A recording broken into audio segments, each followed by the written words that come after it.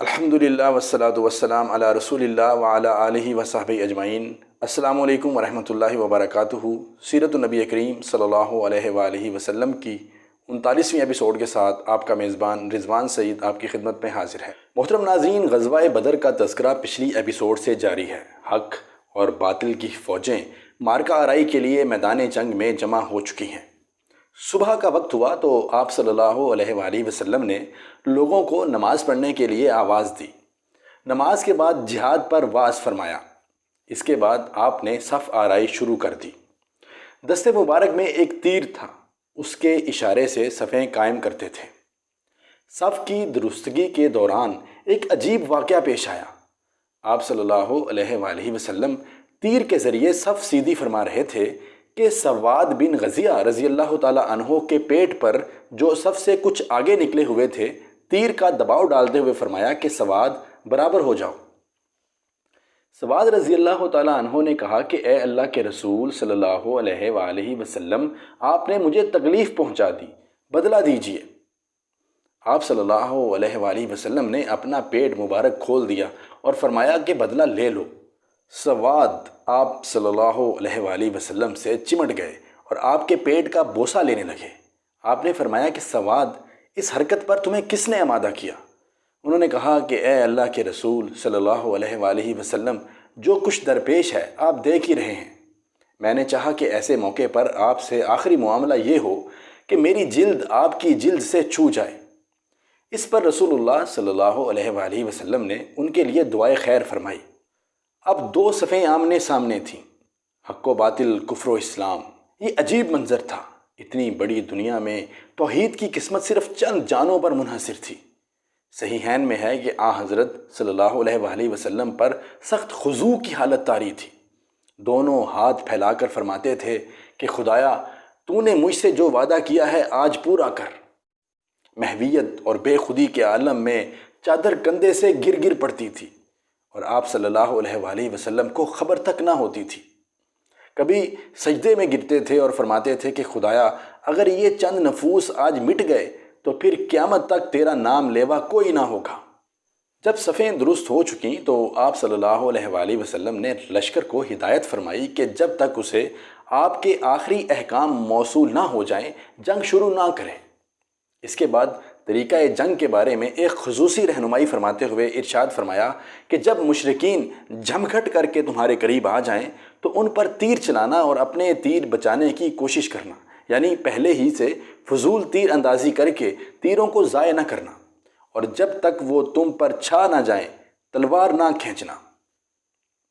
محترم ناظرین، اس کے بعد خاص آپ صلی اللہ علیہ وآلہ وسلم اور ابو بکر صدیق رضی اللہ تعالیٰ عنہ چھپر کی طرف واپس چلے گئے۔ اس چھپر کا تذکرہ پچھلی ایپیسوڈ میں گزر چکا ہے، اور حضرت سعد بن معاذ رضی اللہ تعالیٰ عنہ اپنا نگران دستہ لے کر چھپر کے دروازے پر تعینات ہو گئے۔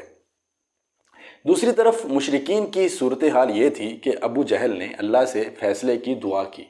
اس نے کہا، اے اللہ، ہم میں سے جو فریق قرابت کو زیادہ کاٹنے والا اور غلط حرکتیں زیادہ کرنے والا ہے، اسے تو آج توڑ دے۔ اے اللہ، ہم میں سے جو فریق تیرے نزدیک زیادہ محبوب اور زیادہ پسندیدہ ہے، آج اس کی مدد فرما۔ ناظرین، اس مارکے کا پہلا ایندھن اسود بن عبد الاسد مخزومی تھا۔ یہ شخص بڑا اڑیل اور بد خلق تھا۔ یہ کہتے ہوئے میدان میں نکلا کہ میں اللہ سے عہد کرتا ہوں کہ ان کے حوض کا پانی پی کر رہوں گا، ورنہ اسے ڈھا دوں گا یا اس کے لیے جان دے دوں گا۔ جب یہ ادھر سے نکلا تو ادھر سے حضرت حمزہ بن عبد المطلب رضی اللہ تعالیٰ عنہ برآمد ہوئے۔ دونوں میں حوض سے پرے ہی مڈ بھیڑ ہو گئی۔ حضرت حمزہ رضی اللہ تعالیٰ عنہ نے ایسی تلوار ماری کہ اس کا پاؤں نصف پنڈلی سے کٹ کر اڑ گیا اور وہ پیٹھ کے بل جا گرا۔ اس کے پاؤں سے خون کا فوارہ نکل رہا تھا، جس کا رخ اس کے ساتھیوں کی طرف تھا، لیکن اس کے باوجود وہ گھٹنوں کے بل گھسٹ گھسٹ کر حوض کی طرف بڑھتا رہا اور اس میں داخل ہوا ہی چاہتا تھا تاکہ اپنی قسم پوری کر لے۔ اتنے میں حضرت حمزہ رضی اللہ تعالیٰ عنہ نے دوسری ضرب لگائی اور وہ ادھر ہی ڈھیر ہو گیا۔ یہ اس مارکے کا پہلا قتل تھا اور اس سے جنگ کی آگ بھڑک اٹھی۔ چنانچہ اس کے بعد عرب کے دستور کے مطابق پہلے انفرادی مقابلے ہوئے۔ سب سے پہلے عمر بن الحضرمی کا بھائی عامر میدان میں نکلا اور مد مقابل طلب کیا۔ مقابلے پر حضرت عمر رضی اللہ تعالیٰ عنہ کے ایک غلام مہجہ رضی اللہ تعالیٰ عنہ نکلے اور دیکھتے ہی دیکھتے اس مغرور کا خاتمہ کر دیا جو اپنے بھائی کا انتقام لینے کے لیے آیا تھا۔ اس کے بعد قریش کے 3 بہترین شاہ سوار نکلے جو سب کے سب ایک ہی خاندان کے تھے، ایک عتبہ اور دوسرا اس کا بھائی شیبہ جو دونوں ربیہ کے بیٹے تھے، اور تیسرا ولید جو عتبہ کا بیٹا تھا۔ انہوں نے اپنی صف سے الگ ہوتے ہی دعوت مبارزت دی۔ مقابلے کے لیے انصار کے 3 جوان نکلے، ایک عوف رضی اللہ تعالیٰ عنہ، دوسرے معوذ رضی اللہ تعالیٰ عنہ۔ یہ دونوں حارث کے بیٹے تھے اور ان کی ماں کا نام افراء تھا۔ تیسرے عبداللہ بن رواحہ رضی اللہ تعالیٰ عنہ۔ قریشیوں نے کہا کہ تم کون لوگ ہو؟ انہوں نے کہا کہ انصار کی ایک جماعت ہے۔ قریشیوں نے کہا کہ آپ لوگ شریف مد مقابل ہیں، لیکن ہمیں آپ سے سروکار نہیں، ہم تو اپنے چچیرے بھائیوں کو چاہتے ہیں۔ پھر ان کے منادی نے آواز لگائی، محمد صلی اللہ علیہ وآلہ وسلم، یہ لوگ ہمارے جوڑ کے نہیں، ہمارے پاس قوم کے ہمسروں کو بھیجو۔ رسول اللہ صلی اللہ علیہ وآلہ وسلم نے فرمایا کہ عبیدہ بن حارث اٹھو، حمزہ اٹھیے، علی اٹھو۔ جب یہ لوگ اٹھے اور قریشیوں کے قریب پہنچے تو انہوں نے پوچھا کہ آپ کون لوگ ہیں؟ غالباً دور ہونے کی وجہ سے پہچان نہ پائے۔ انہوں نے اپنا تعارف کرایا۔ قریشیوں نے کہا کہ ہاں، اب ہمارا جوڑ ہے۔ اس کے بعد مارکہ آرائی ہوئی۔ حضرت عبیدہ رضی اللہ تعالیٰ عنہ نے، جو سب سے معمر تھے، عتبہ بن ربیہ سے مقابلہ کیا۔ حضرت حمزہ رضی اللہ تعالیٰ عنہ نے شیبہ سے اور حضرت علی رضی اللہ تعالیٰ عنہ نے ولید سے۔ حضرت حمزہ رضی اللہ تعالیٰ عنہ اور حضرت علی رضی اللہ تعالیٰ عنہ نے تو اپنے اپنے مقابل کو جھٹ مار لیا، لیکن حضرت عبیدہ رضی اللہ تعالیٰ عنہ اور ان کے مد مقابل کے درمیان ایک ایک وار کا تبادلہ ہوا اور دونوں میں سے ہر ایک نے دوسرے کو گہرا زخم لگایا۔ اتنے میں حضرت علی رضی اللہ تعالیٰ عنہ اور حضرت حمزہ رضی اللہ تعالیٰ عنہ اپنے اپنے شکار سے فارغ ہو کر آ گئے۔ حضرت علی رضی اللہ تعالیٰ عنہ نے آتے ہی عتبہ کا کام تمام کر دیا اور حضرت عبیدہ رضی اللہ تعالیٰ عنہ کو اٹھا لائے۔ ان کا پاؤں کٹ گیا تھا اور آواز بند ہو گئی تھی، جو مسلسل بند ہی رہی، یہاں تک کہ جنگ کے 4 یا 5ویں روز جب مسلمان مدینہ واپس ہوتے ہوئے وادی صفرا سے گزر رہے تھے، ان کی شہادت واقع ہو گئی۔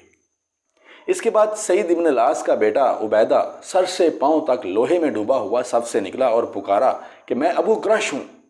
حضرت زبیر رضی اللہ تعالیٰ عنہ اس کے مقابلے کو نکلے، اور چونکہ صرف اس کی آنکھیں نظر آتی تھیں، تاک کر آنکھ میں ایسی برچھی ماری کہ وہ زمین پر جا گرا اور وہیں ڈھیر ہو گیا۔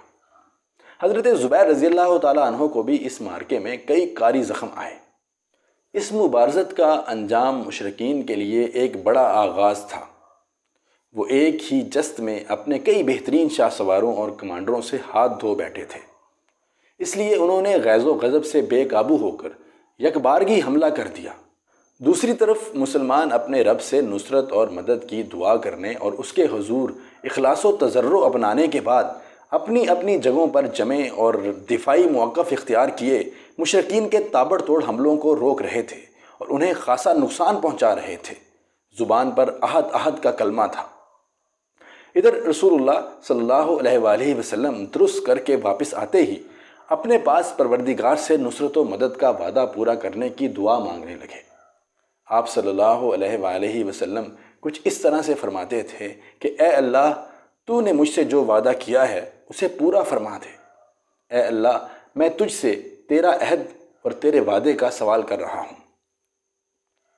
محترم ناظرین، جب گھمسان کی جنگ شروع ہو گئی، نہایت زور کا رن پڑا اور لڑائی شباب پر آ گئی، تو آپ صلی اللہ علیہ وآلہ وسلم نے پھر دعا فرمائی کہ اے اللہ، اگر آج یہ گروہ ہلاک ہو گیا تو تیری عبادت نہ کی جائے گی۔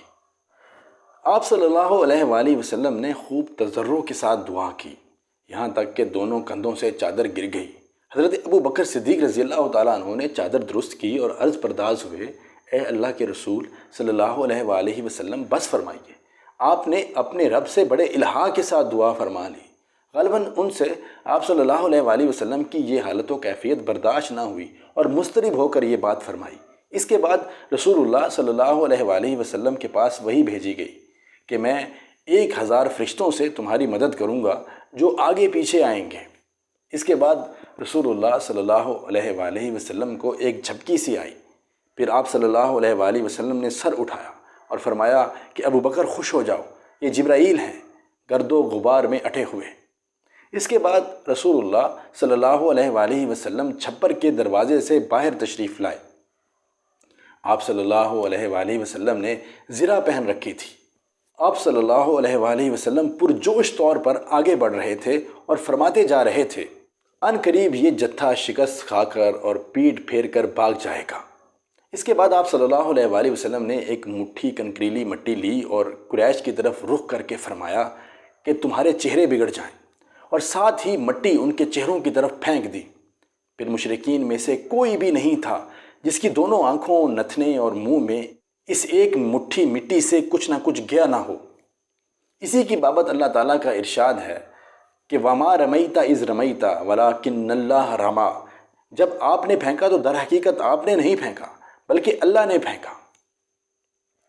محترم ناظرین، اس کے بعد رسول اللہ صلی اللہ علیہ وآلہ وسلم نے جوابی حملے کا حکم اور جنگ کی ترغیب دیتے ہوئے فرمایا کہ شدو، چڑھ دوڑو، اس ذات کی قسم جس کے ہاتھ میں محمد صلی اللہ علیہ وآلہ وسلم کی جان ہے، ان سے جو آدمی بھی ڈٹ کر، ثواب سمجھ کر، آگے بڑھ کر اور پیچھے نہ ہٹ کر لڑے گا اور مارا جائے گا، اللہ اسے ضرور جنت میں داخل کرے گا۔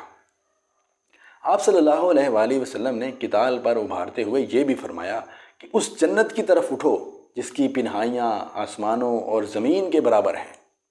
آپ صلی اللہ علیہ وآلہ وسلم کی یہ بات سن کر عمیر بن حمام رضی اللہ تعالیٰ عنہ، جو اپنے توشہ دان سے کھجوریں نکال کر کھا رہے تھے، بولے، اگر میں اتنی دیر تک زندہ رہا کہ اپنی کھجوریں کھا لوں تو یہ تو لمبی زندگی ہو جائے گی۔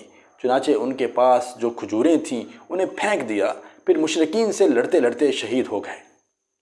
جس وقت رسول اللہ صلی اللہ علیہ وآلہ وسلم نے جوابی حملے کا حکم صادر فرمایا، دشمن کے حملوں کی تیزی جا چکی تھی اور ان کا جوش و خروش سرد پڑ رہا تھا۔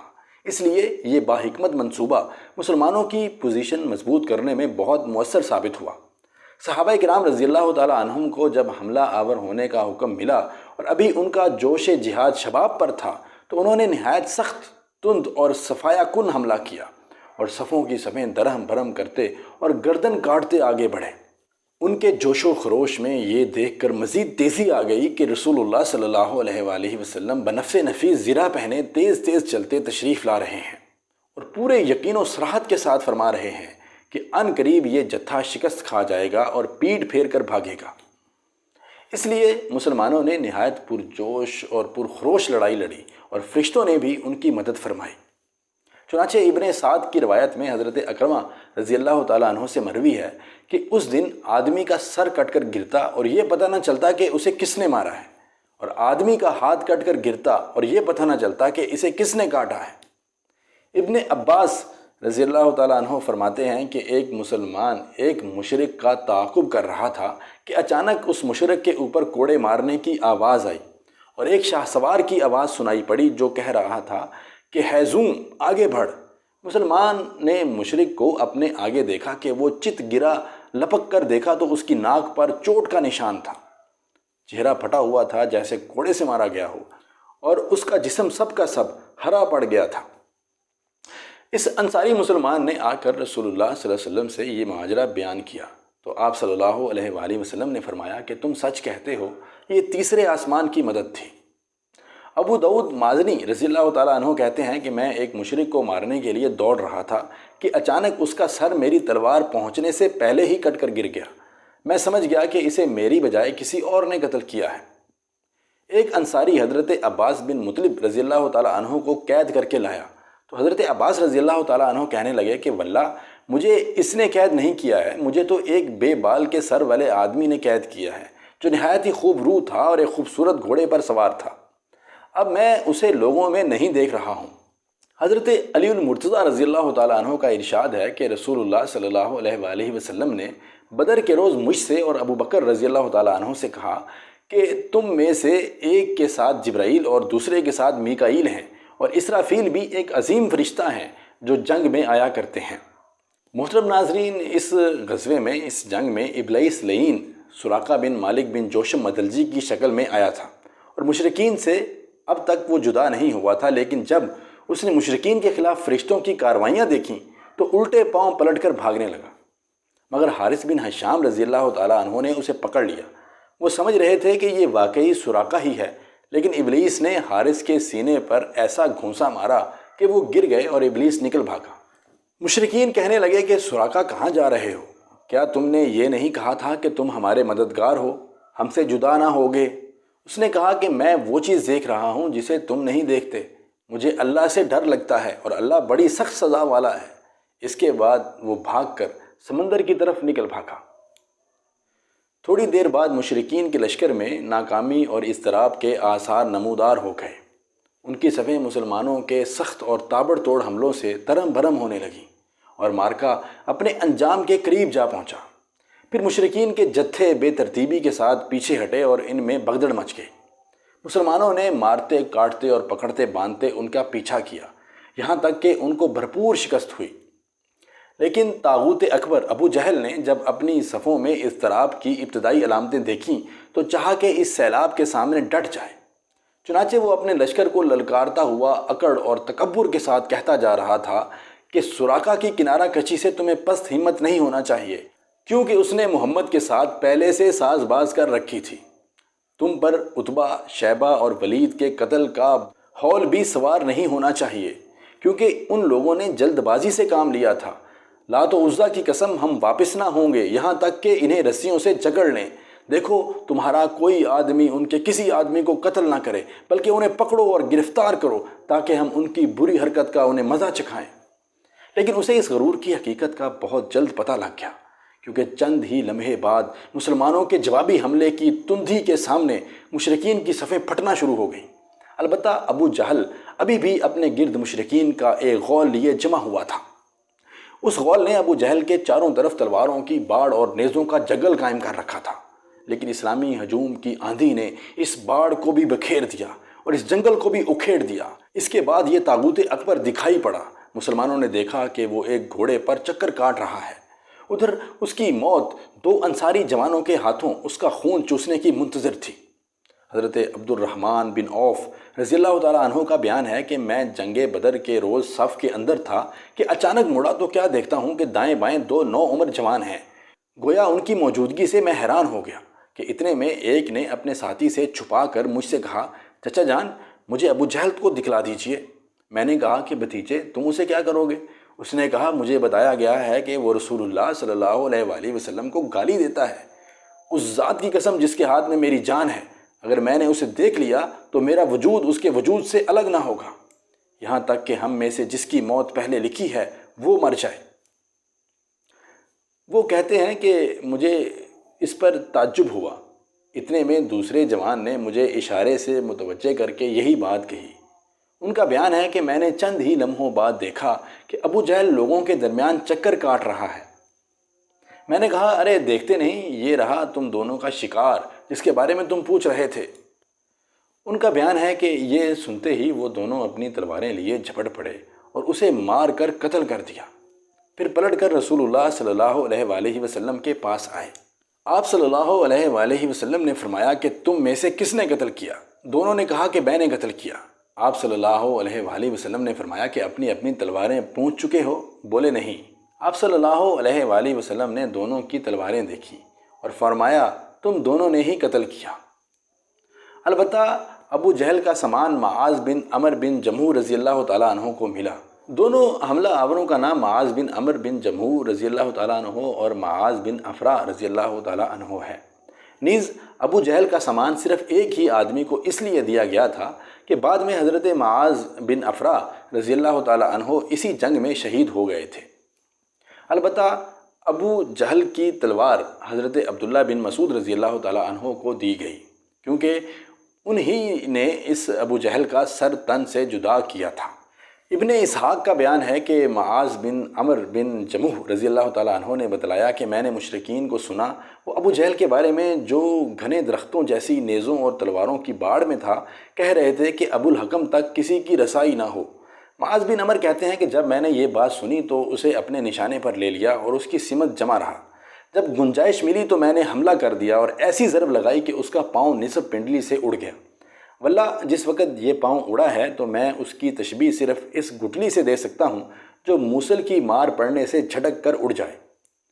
ان کا بیان ہے کہ ادھر میں نے ابو جہل کو مارا اور ادھر ان کے بیٹے اکرمہ نے میرے کندھے پر تلوار چلائی، جس سے میرا ہاتھ کٹ کر میرے بازو کے چمڑے سے لٹک گیا اور لڑائی میں مخل ہونے لگا۔ میں اسے اپنے ساتھ گھسیٹتے ہوئے سارا دن لڑا، لیکن جب وہ مجھے اذیت پہنچانے لگا تو میں نے اس پر اپنا پاؤں رکھا اور اسے زور سے کھینچ کر الگ کر دیا۔ اس کے بعد ابو جہل کے پاس معوذ بن افرا رضی اللہ تعالیٰ عنہ پہنچے۔ وہ زخمی تھا، انہوں نے اسے ایسی ضرب لگائی کہ وہ وہیں ڈھیر ہو گیا، صرف سانس آتی جاتی رہی۔ اس کے بعد معوذ بن افرا رضی اللہ تعالیٰ عنہ بھی لڑتے ہوئے شہید ہو گئے۔ جب معرکہ ختم ہو گیا تو رسول اللہ صلی اللہ علیہ وآلہ وسلم نے فرمایا، کون ہے جو دیکھے کہ ابو جہل کا انجام کیا ہوا؟ اس پر صحابہ کرام رضی اللہ عنہم اس کی تلاش میں بکھر گئے۔ حضرت عبداللہ بن مسعود رضی اللہ تعالیٰ عنہ نے اسے اس حالت میں پایا کہ ابھی سانس آ جا رہی تھی۔ انہوں نے اس کی گردن پر پاؤں رکھا اور سر کاٹنے کے لیے داڑھی پکڑی اور فرمایا کہ او اللہ کے دشمن، آخر اللہ نے تجھے رسوا کیا نا؟ اس نے تکبر سے کہا کہ مجھے کاہے کو رسوا کیا؟ کیا جس شخص کو تم لوگوں نے قتل کیا ہے اس سے بھی بلند پایا کوئی آدمی ہے، یا جس کو تم لوگوں نے قتل کیا ہے اس سے بھی اوپر کوئی آدمی ہے؟ پھر بولا، کاش مجھے کسانوں کے بجائے کسی اور نے قتل کیا ہوتا۔ اس کے بعد کہنے لگا، مجھے بتاؤ آج فتح کس کی ہوئی؟ حضرت عبداللہ بن مسعود رضی اللہ تعالیٰ عنہ نے فرمایا کہ اللہ اور اس کے رسول صلی اللہ علیہ وآلہ وسلم کی۔ اس کے بعد حضرت عبداللہ بن مسعود سے، جو اس کی گردن پر پاؤں رکھ چکے تھے، کہنے لگا، او بکری کے چرواہے، تو بڑی اونچی اور مشکل جگہ پر چڑھ گیا۔ واضح رہے کہ عبداللہ بن مسعود رضی اللہ تعالیٰ عنہ مکے میں بکریاں چرایا کرتے تھے۔ اس گفتگو کے بعد عبداللہ بن مسعود رضی اللہ تعالیٰ عنہ نے اس کا سر کاٹ لیا اور رسول اللہ صلی اللہ علیہ وآلہ وسلم کی خدمت میں لا کر حاضر کرتے ہوئے عرض کیا، یا رسول اللہ صلی اللہ علیہ وآلہ وسلم، یہ رہا اللہ کے دشمن ابو جہل کا سر۔ آپ صلی اللہ علیہ وآلہ وسلم نے 3 بار فرمایا، واقعی اس اللہ کی قسم جس کے سوا کوئی معبود نہیں۔ اس کے بعد فرمایا کہ اللہ اکبر، تمام حمد اللہ کے لیے ہے جس نے اپنا وعدہ سچ کر دکھایا، اپنے بندے کی مدد فرمائی اور تنہا سارے گروہوں کو شکست دے دی۔ پھر فرمایا، چلو مجھے اس کی لاش دکھاؤ۔ ہم نے آپ صلی اللہ علیہ وآلہ وسلم کو لے جا کر لاش دکھائی۔ آپ صلی اللہ علیہ وآلہ وسلم نے فرمایا کہ یہ اس امت کا فرعون ہے۔ حضرت صلی اللہ علیہ وآلہ وسلم کا بدترین دشمن امیہ بن خلف بھی اس جنگ میں مارا گیا۔ بہرحال تائید الہی کی بدولت 313 مسلمانوں کو 1000 کفار قریش کے مقابلے میں کامیابی حاصل ہوئی۔